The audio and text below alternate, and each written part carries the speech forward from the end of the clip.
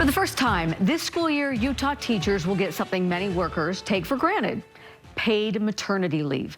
But in order to use that maternity leave, teachers have to do something that most workers don't. It's a DIY teacher maternity leave.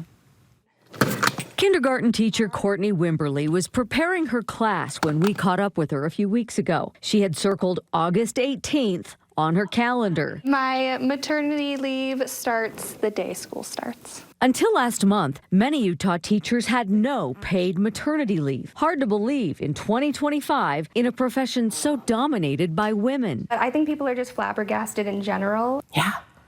Isn't that wild? The head of the Education Association says most people don't realize if teachers want to have children of their own, they use sick time, then leave without pay.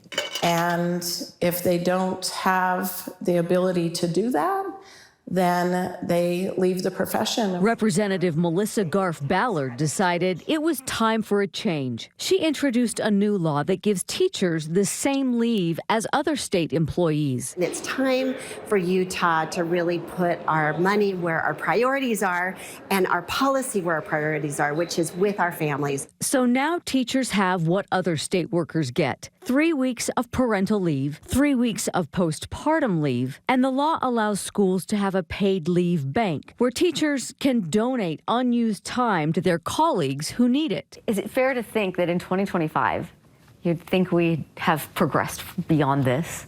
You may be surprised that paid parental leave is only now being offered to teachers, but Utah is not alone in that regard. In fact, the National Council on Teacher Quality reports a 2022 analysis found just 18% of some of the country's largest school districts offered paid parental leave. By 2025, that number has grown to 43%. Why the growth? David Castleberry is an attorney who specializes in employment law. They're trying to attract and retain the best possible employees for their companies. It's just smart business. Yeah. But the law doesn't address one standard that only applies to teachers, not police, not firefighters, or other state workers. But even with paid maternity leave, there's still a big assignment for teachers before they can leave to have their babies. I did have to get my own sub.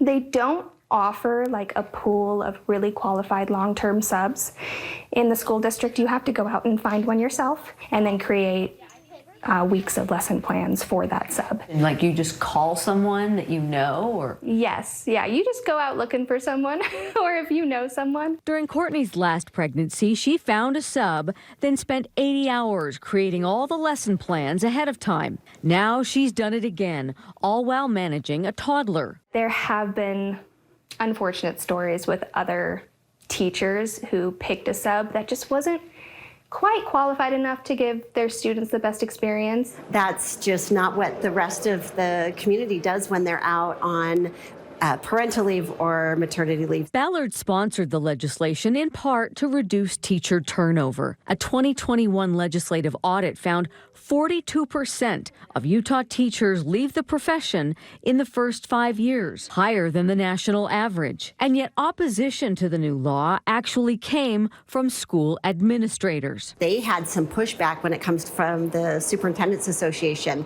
They said, we've been doing this for 110 years. Why are you requiring it now? And I said, because you haven't done it. Really good teachers have left the teaching profession because they feel like their school districts don't support them as teachers and mothers. Lawmakers say it's more than that. It's about time that we take care of our teachers and employees and be able to support our families. Courtney Wimberly doesn't want to say it's overdue, not at 9 months pregnant, but she does think it will help keep good teachers in the classroom. I think me becoming a mother has only bettered my teaching, bettered my work in general. So I believe they need to be better supported.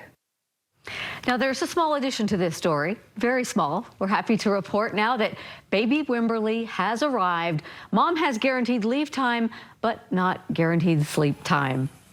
That's kind of goes with the territory, I guess. Congratulations to them.